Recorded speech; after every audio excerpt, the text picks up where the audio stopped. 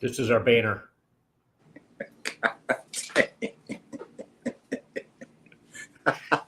What's up, Jay? Jesus. All right. Duke Rumley, stand up sober, whatever we're going to call it. Right now, the no name, but I like stand up sober. That's great. I love that. Different size banners. Yeah, we got different size banners. I can get it really close. I can do it far away. Let's do it's the bottom. It's a bottom banner. Okay. Let's do an official opening. Can you hear my voice this time? This is my fight song. Take back my life song. Prove I'm alright song. My power's turned up. Starting right now, I'll be strong. I'll play my fight song. And I don't really care if nobody else believes. 'Cause I've still got a lot of fight left in me.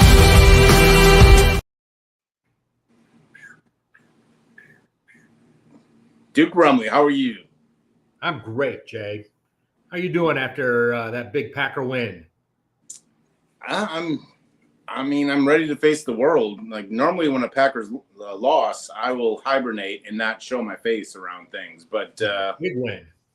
Yeah, huge win. So didn't look like they were going to do it, but you know what? They did. So be humbled and grateful for another great win. So we're going to do this every week. I think we're going to call it Stand Up Sober until another name comes to mind. But you know what? We're starting a sober revolution, and this is like week 2 of the sober revolution. And for a little recap, what we learned last week is Jay Staples got 2 DUIs on the same day from the same cop, which could be a first. It's the first time I've ever heard about it. We're putting it out there to the universe. If that's ever happened to anybody else, you need to call us and let us know. We want you on the show because we need to exchange notes because it will affect the cop. I mean, I did run into him, like I said, and he still tells the story at the party. So it obviously was memorable. Yeah. But,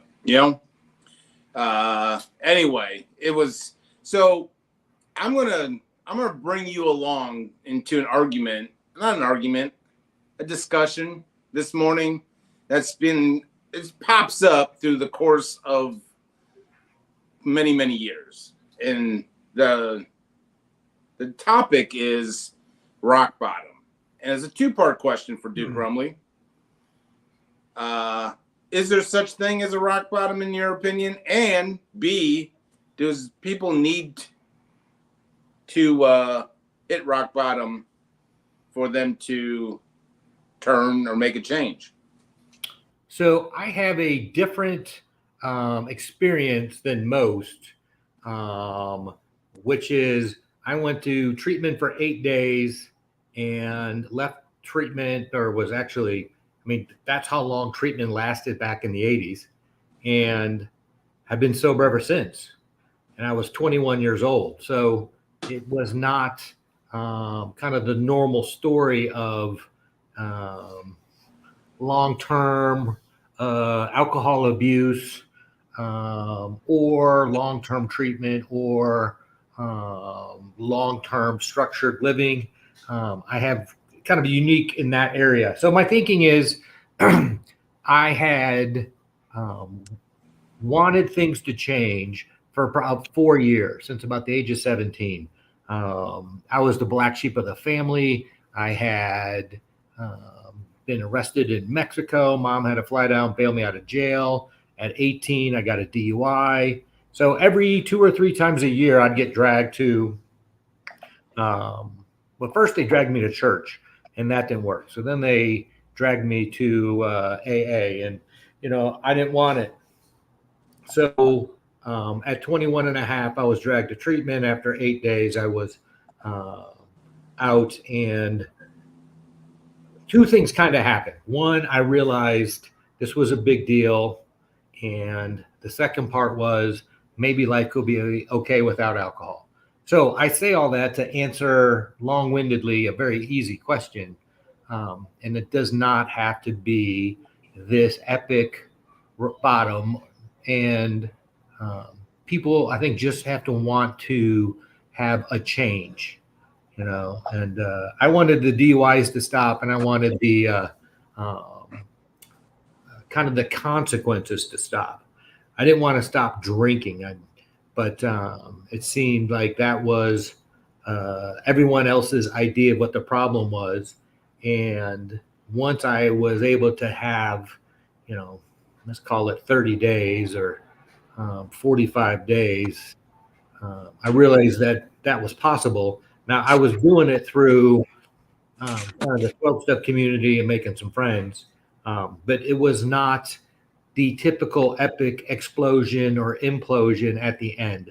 I had a lot of those along the way, but May 15th, 1989, Dad just dragged me to treatment. It wasn't like there was a big aha moment that we all had leading up to that. Or maybe they did. They let me finish school. That's why they chose that date. And so I have this big belief that you can stop. But you need obviously a lot of support, but you kind of got to swallow this pill, which is really hard to swallow, is that life might be okay without alcohol. So is that your long-winded saying that you don't need rock bottom? Correct. You were paying attention. You win the prize. So you do not need to hit for me, rock bottom was I felt like I was stuck in quicksand. I couldn't really, I saw my friends graduating and doing well in college and doing well in life, let's just say. And I was a bartender. I'd flunked out of a couple of colleges, and I really felt like I was stuck in quicksand. And I didn't know the difference between me and somebody like Jay, who was being successful. So when I was kind of shown this opportunity of, maybe it's alcohol is what the problem is. Once I was able to get a little bit of sobriety, I just kind of wanted to write it out for a while and see what happens. Do you use the words rock bottom? I've never really used the word rock bottom, I don't think, ever in my story. I can tell you there was definitely a lot of emotional pain where it just felt like I had failed at life and everybody else was, moving on in life. And I felt like I was, stuck in South Bend, Indiana, and had all this potential, but wasn't going to be able to graduate from college or get a real job. Well, who's to say what rock bottom is? Because anytime, you can look at my history and you can probably look at maybe 5 or 6 quote unquote rock bottoms. And then lo and behold, Jay gets out on his own thinking and behaviors and smashes through that supposed rock bottom and goes even lower. So I understand it was a somewhat heated discussion. I'm actually on the fence. So I can go either way on this. I'm actually open to the fact that there's no such thing as a rock bottom, because who's to say what truly is rock bottom for someone? And on the other side is you always hear rock bottom. I just always thought it was going to be part of my repertoire, my verbiage. But my own story will tell you that there's probably 5 or 6 quote unquote rock bottoms, and then I smashed through that and got even lower. And then the flip side of that is, on the positive side, is there's also, in my opinion, a glass ceiling. People promised me my life would change. They never promised me it would change this much. And so I think I've smashed some rock bottoms, and I think I've smashed some sobriety glass ceilings that my life has continually gone upwards. And I'm all right with that. I'm not complaining, but half of the things that people told me were going to come true, I was signing up for. Lo and behold, my life is 20 times better than what they even promised. So I think I've smashed rock bottoms and I smashed glass ceilings. So I'm just here living in the present. Jay, I'm sure you can relate to this. I had some good friends during my sobriety drink for me, right? There was definitely some times that I'm sure I was asking myself, am I really an alcoholic, or maybe I'm too young or too good looking, obviously. And I would have a buddy go out and drink and come back, and he totaled the car, and he had a lot of consequences from his drinking, and it got my attention. So I definitely think I get to stand on shoulders of people that I've known who took the had to answer that question, and them drinking and answering the question affirmative. I was able to kind of do something similar. It's like, maybe I should take a bigger look at this. Am I really a heavy drinker, or do I really have alcoholism? And by doing that, and a couple times in my sobriety, I've been able to stay sober. So I'm really, feel blessed in a lot of ways that, I was able to find people early in my sobriety who were active members of AA and were willing to give me a ride, and having a kind of a good 12-step done to be originally, having some good sponsorship early on, because it's really that first year, maybe first couple of years, trying to figure out, I call myself an alcoholic, what does that really mean, and am I really one of those versus a heavy drinker? That probably took me at least a year, if not 5 years, to really answer that question. Well, all I know is if someone would ever come back after drinking and doing whatever, God knows what, and sit down and tell me and be able to, I got to believe them that, you know what, oh my God, try this drinking and drugging thing. My life got 20 times better. Like, when I decided to get out of recovery and do some old behaviors and old thinking and solutions, and I started drinking and doing drugs, and oh my God, my life went skyrocketed to I've never come across that person. People, it's always, you always hear it in the rooms, like, hey, I went out and did my own research, whatever we want to say, and here I am, my wife's on the verge of leaving, whatever it may be. I haven't come across that person, thankfully. I don't think anyone hasn't even tried to persuade me it got better. One of my roommates in college, when he was mid-relapse, took some acid, and he was on the side of the road basically, and some friends in recovery saw him, grabbed him, and took him to a meeting. So he's in the meeting, the acid kicks in, and then he's trying to explain to everyone how great his life is because of acid. And now I wasn't there, but he tells the story. Oh, it would have been so great to be there. So yeah, that's the only one. He was on acid in an AA meeting? Yes. And telling everyone how great it is, and in the middle of it. So, it's probably lots of bright colors. I mean, I'm sure he saw the true colors of life at that point. Well, I got a funny story on that, but this guy ends up having a relapse, and ends up in jail, prison, and he gets caught trying to have his, I believe, ex-wife killed in prison. Well, he's in prison trying to get someone who's getting out to go knock her off, because he wants to get back in his grandparents' good graces because of the kid they had in common. And this was my roommate in college, who I was going to meetings with. So don't be that guy.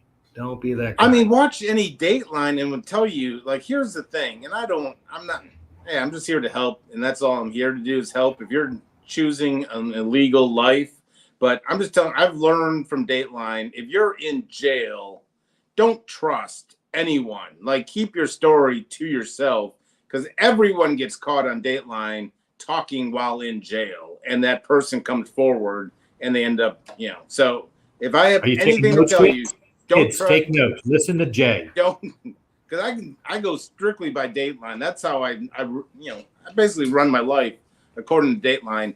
Do not talk while in jail.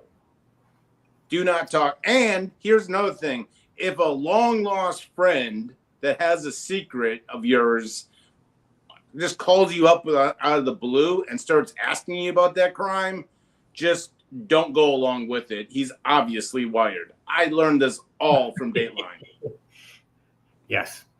Don't trust your friends. That's how you all get. That's how you get caught. Yeah.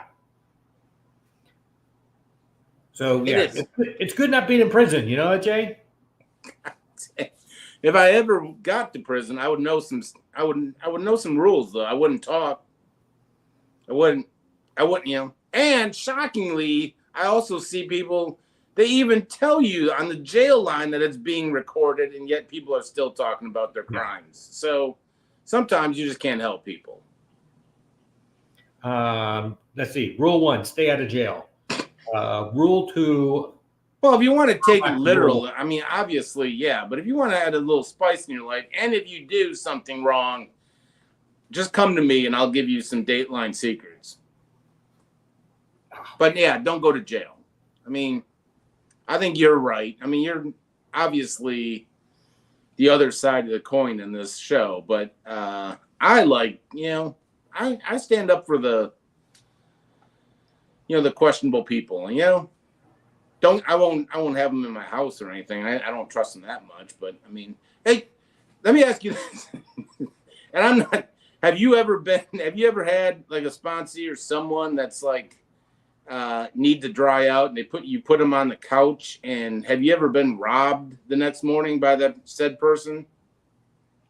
I've had a guy relapse, call me, wake me up out of a nap, says he needs to borrow $100, that he'd get it back to me shortly, and I haven't seen him since. Then I've had the flip side. I've had the guy who was like homeless, and I felt bad, so I said he could come to the house and use my shower. So he took a shower. He was wearing his clothes, so he was washing and taking a shower at the same time. And after he left, I went into the bathroom where he was, and my big speaker was gone. My big portable JBL speaker. And I thought, man, he threw it out the window maybe, or he put it somehow under a towel and left. And I felt a little used.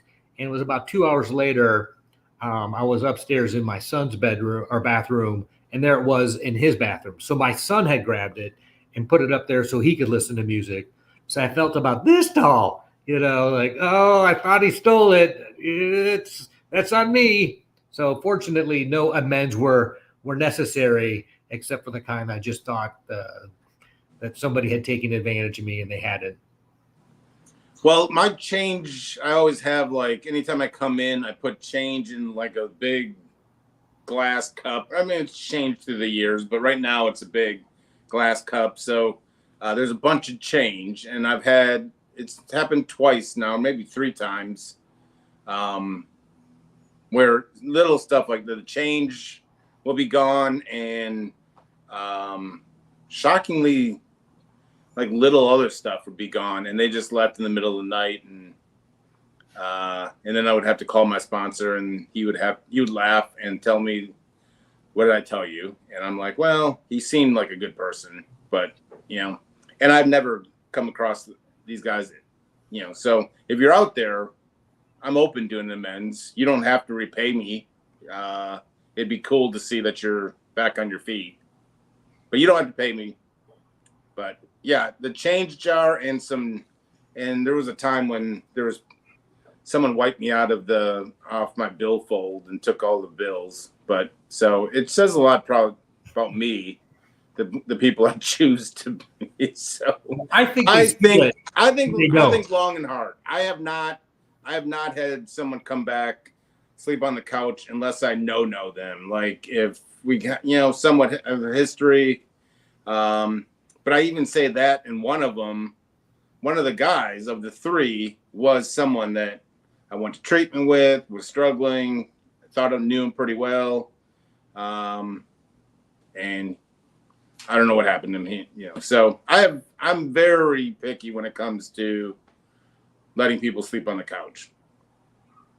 Well, I thought a guy in AA slept on my couch about 2 year and a half ago, maybe, and took my Roku remote.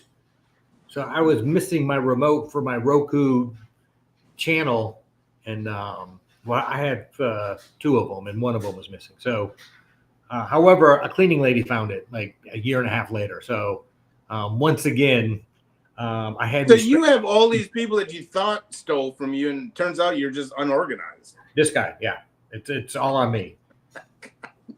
I'm filled with rage, resentment, and it's Why all would it take a year and a half, though? Where was this? Yeah.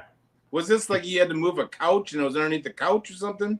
Let's hope so, because it wasn't even discussed. It was just sitting on my table when I came back after she had cleaned the house. So Well, it makes it sound like I'm a hoarder, you know. I Waste- also know plenty of people that open their house, couch, even a guest bedroom, and they just write it up as a loss. They said if they want to take it, obviously they need it more than me.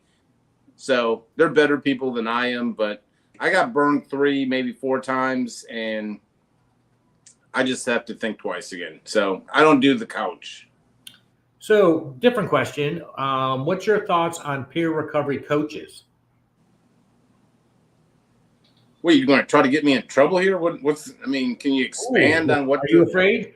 So, Sobriety Entertainment has received funding from Caring for Denver to host a training for 10 people in Denver to become peer recovery coaches.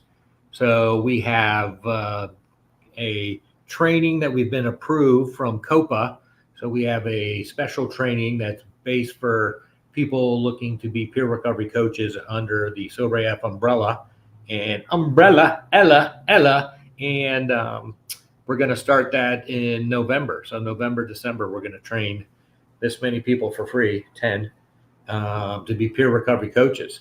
So yeah, I was definitely angling for a very positive response from you, Jay. So I'm glad you wanted to know what I wanted you to say before you said it.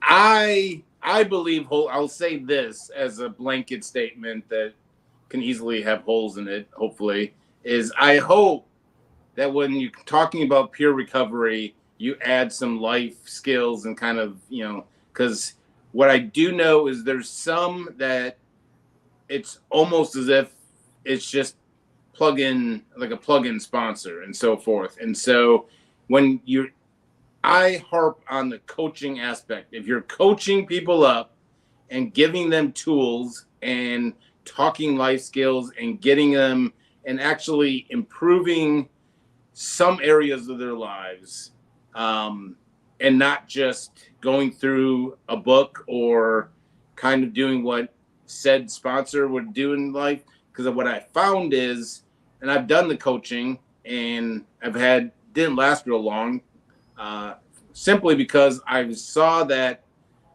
they took the peer recovery coach and sponsor and wrapped it up in one, and people were reluctant to go through and get connected within their fellowship, whatever fellowship you choose, and don't get the sponsor and don't get connected, and they use the coach as the end all be all, so forth. So it's a blanket statement. I don't want to get in too much trouble, but my hope is that people add the coaching aspect to it, and give them some tools, look into there's a lot of things out there. And if you're improving lives, by, giving them worksheets and homework, whatever you want to call it, then big fan, done it all the times, but I also don't let that replace a sponsor, because sponsors are free.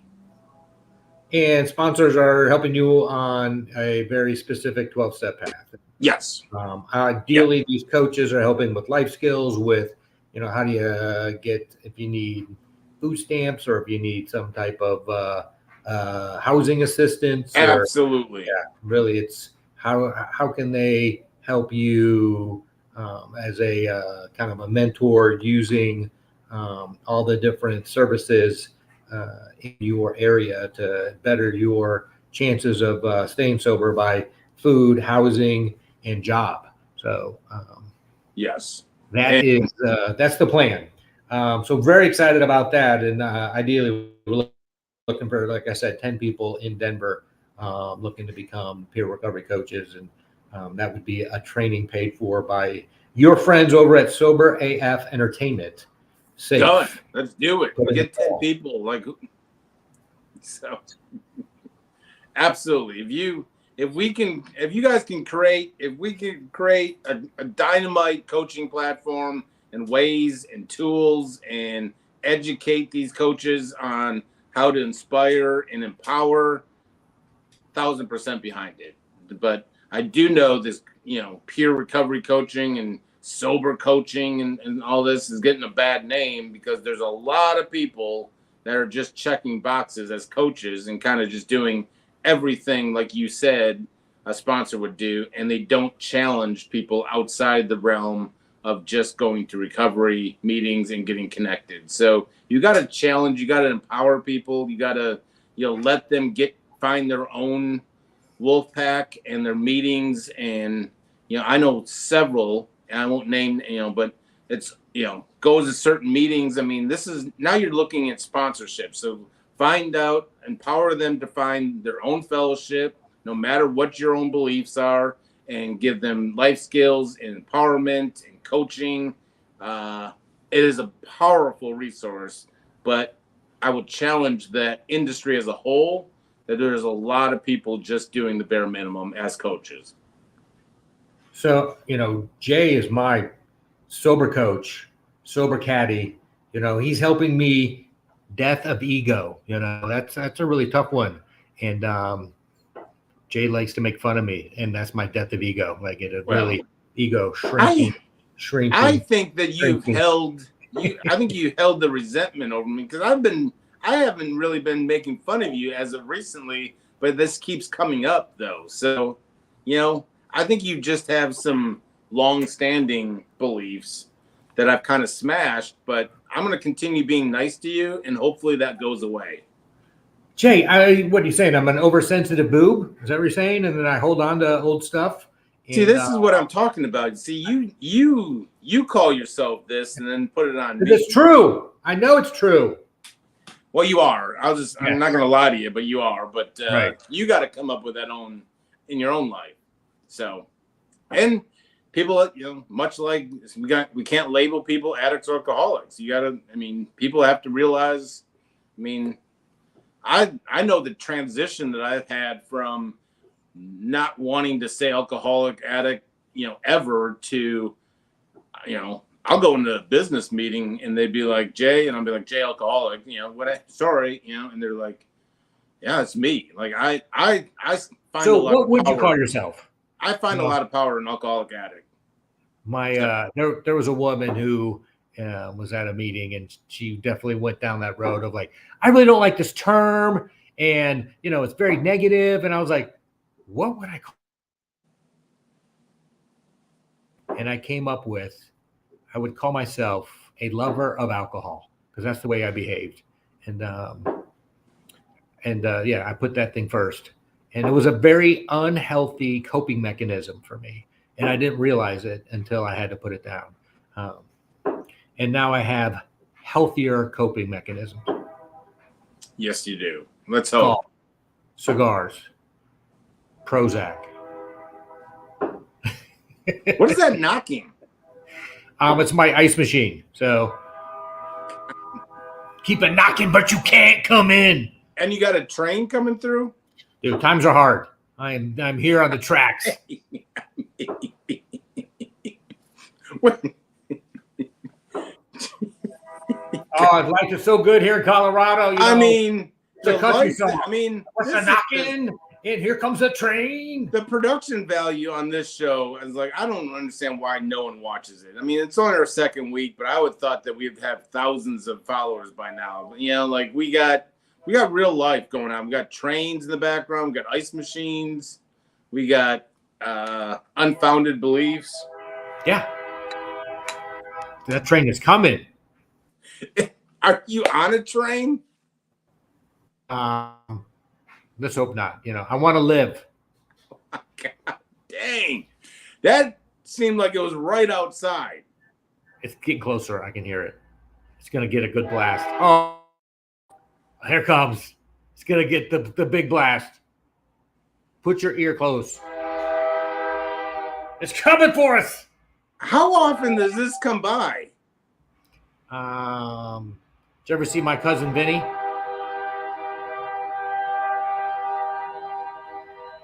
Just at 3:30 in the morning. That's all. And then once an hour. Well, remind us not to do the show during this hour. Maybe I should shut my my door. That would probably be a good start too. Are you next to the train tracks? The train tracks are pretty close. It wasn't a big deal until they built up another building that really bounces all the sound this way. Man, and that guy really likes the horn in the train. He's not afraid of that horn, is he? No. But there's something very romantic about it, you know? Jay, There's I think nothing that's what you romantic have to about do. a train horn. There's absolutely nothing. That scares the bejeebers out of me. Sober caddy. Sober caddy tells you to get off the tracks. That's very important. I guess that's, I mean, we could have used that as a positive. Like the train is coming. We could have used that as like, here it comes. Get off the tracks. We should have used it. It's important advice. God, so. Well, I think we've covered every people's. So we don't believe in rock bottom. I may not use rock bottom anymore, but I've been robbed. I've been arrested twice in the same day by the same cop, which, you know what? When you're thinking about that, like, I'm going to reach out. I would love to have that cop on, and we can talk about, we can relive some good stories. Like, we can tell the other half of the story. Like, man, let me tell you, this guy should not have been let out. And I mean, I was shocked he was still alive. Like, there's a lot of people that thought, you ever get the old, like, you reach out to some long lost buddy and they're like, man, I thought you were dead. Yeah, I was like, I always expected my friends to be like, no, you didn't need to get sober. But every time I told them, like, yeah, I went to rehab, they were like, oh, thank God. And then I'm like, what do you mean, oh, thank God? Maybe you should have said something before I got tossed into rehab that you thought I had a problem. But they, my buddies were like, I learned I couldn't go out with you 2 nights in a row. oh, I mean, there was a lot of things people learned. I mean, I never turned down an opportunity to go out. Never once. Never. Right. I don't know how people did that. Like, I mean, yeah, I'll come. Like, I lost my leg today, but I'll just bandage it up. I'll go out. Yeah, absolutely. I mean, and I knew going out, like, you had to make preparations. You knew you weren't going to, get up early. You had to put the glass of water next to the nightstand, all the things I did. But going out in addiction is a lot of work because you have to prepare, and I had to make sure that there was no pizzas in the house when, I'd have to hide my frozen pizzas because I knew if I would ever come back, I would insist on making a pizza, and then I would pass out or forget that the pizza was in the oven. And the fact that I've never burned down a house is beyond me because I've left several, I won't even put a number on it, more than 10 pizzas in the oven and woken up to, what the hell is that? Oh, crap. It got so common, I would wake up, oh, crap, I left the oven on it, and I would just go down and it would just be chalk. But how is that not setting the house on fire? But nope. There was someone looking down saying, you know what, Jay, I've got a plan for you. It's not going to happen anytime soon, but I've got a good plan for you. But for the time being, I'm going to watch over you.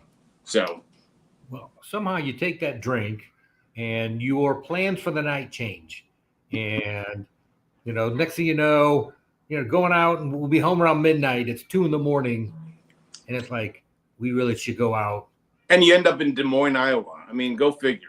Trying to talk 2 girls in a skinny dipping over at the pool. And then you go to Lake Michigan and then you come home and it's like 5 a.m. and you have to get up at 7 to go to work. And you're like, it was worth it. It was worth it. And then at 7 a.m. you get up and you are death. You feel like death.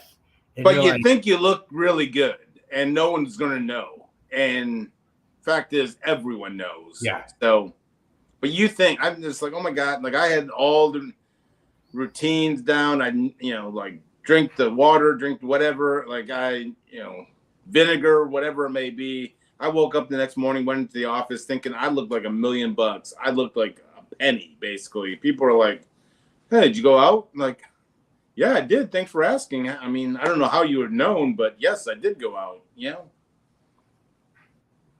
But we think we hide it, but we're not. So if anyone's out there thinking that they're hiding it pretty well, people know. That's all I'm going to say. People know. and yeah, and it's you want to be a little more. I know for me, I felt like I was not productive and stuck in quicksand, and that was a brutal feeling. And I'm glad to be free now. Well, it was a brutal feeling, but that's how I felt about myself. So I just figured like I deserved it. I mean, like I'm not worth anything, so why not just people respect my drinking abilities. People love when drunk Jay's at the bar and spending money and doing whatever. Reality is they were really quite annoyed with me, but I thought everyone loved me, but. There's several bars within Wisconsin area or the Milwaukee County area probably went out of business when I got sober, though. So that's always it's always a good medal of honor to carry around. Like probably single-handedly keeping some bars open. My dad would say, Duke, they can make it quicker than you can drink it. Jeez. God. Well, there's some amazing drinks out there that I wish I had an opportunity to drink, but I guess I had my fill. Like someone once told me, you don't drink anymore, and you say like, I think I've drank enough my whole life. I just did it all in my 20s, so that's true. So yeah, we're in bonus life, my friend. Jesus. The bonus round. We're in the lightning round. We are way past lightning round. We're almost getting to the retirement home state. But anyway, I'm grateful for where I'm at. But I mean, yeah, we're past the. I'm not going out. Period. Anymore. Phase. Like someone called me this weekend. Said, hey, do you want to go to dinner? I'm like, yeah, let's do it. Like I thought they were going to treat me, they're going to celebrate, 16 years. And they're like, how about we have dinner at 8:15? I was like, what the hell is wrong with you? Dateline comes on at 8, and who eats at 8:15 anymore? This guy. What? That is not all right. Oh, man, it's good, because then, nobody goes up until like 10:30, 11. So. Dude, you should not be going out, but you are correct. You're living the sober AF lifestyle, and God bless you. Going to these rages or raves or whatever they're called. You're correct on both of those. It is the raging rave, yes. But yeah, I will stay up late watching sports, and if we do have to do a music festival, and I can burn the midnight oil, but. When I'm home, it's usually sports and a little night time. Well, anyway, we love you and keep going to those raves because you give old guys hope. Doing it for the kids. Doing it for the old guys too. That's true. Yeah, we're doing it for everybody. Anyone who says raves are just for kids, go meet Duke Rumley. The guy's been to more raves than any 19-year-old. We actually own 100 headsets and do silent disco, Jay. So we've hosted that at music festivals. And I mean, I can't do it. Can you turn it to the football game? We do it from midnight till 4 a.m. So it's kind of the late night after party. I mean, some of those Mountain West games can go into 1 a.m. or something. So can I tune into the Utah State game or whatever it is? The Colorado BYU game starting at midnight, Eastern Standard Time. some of those games, I was like, well, I'll look for the score in the morning. I can't, So anyway, we're gonna do this every It's week. the, Stand up Hawaii, sober. Oregon State. God bless Hawaii though. Like they're always late. Yes. They're always late. So let's When you need to get right on your betting streak, you're like, okay, as long as Hawaii covers, I'll be okay. God, betting is just another way of changing the way you feel. Much like cigars. I wouldn't know about the betting part because I've been cured of it. So I'm grateful that I've never won. Cigars, I'm almost cured of. I don't think you are, but tell them what's going on at Sober AF. Sober AF. Oh, Jay, great question. Did you know that this Saturday we're in Miami for the Florida State at the Miami Hurricanes football game? And then the next day we have a sober tailgate for the Miami Dolphins versus Arizona Cardinals. So from 8:30 till 11:30, we have a tailgate down at the Miami Dolphin Stadium, so Hard Rock Stadium. They have a tennis pavilion where they have the Miami Open, and there we're going to host a tailgate beforehand with food, DJs, all kinds of snacks and swag, and then we'll have speakers, I believe, at 11:30, and then at 12:15 we walk into the 1:00 game where we sold over 300 tickets. So it will be boom, baller, shock collar. After that, we're November 9th in South Bend, Indiana for Florida State at Notre Dame. And then we will be doing the Iron Bowl, Auburn at Alabama at the end of November. Did you hear old Nick Saban last week on College Game Day? That said that they never had a problem getting their team excited for Tennessee, Alabama, and that he would have to go in and get people excited for Auburn, Alabama. Shocking news. Tennessee, Alabama now is like he was basically saying the one that everyone in Alabama circles on the football team. And then, in fact, everyone thinks Auburn, Alabama. Saban said, I actually had to do my best to hype them up the week before of Auburn. So maybe, just maybe, Tennessee, Alabama, which happened last weekend, is the big rivalry. But why don't you bring the rivalry back to Auburn, Alabama? Iron Bowl, come to Tuscaloosa. We'll have a big tailgate and big screen TV for a watch party.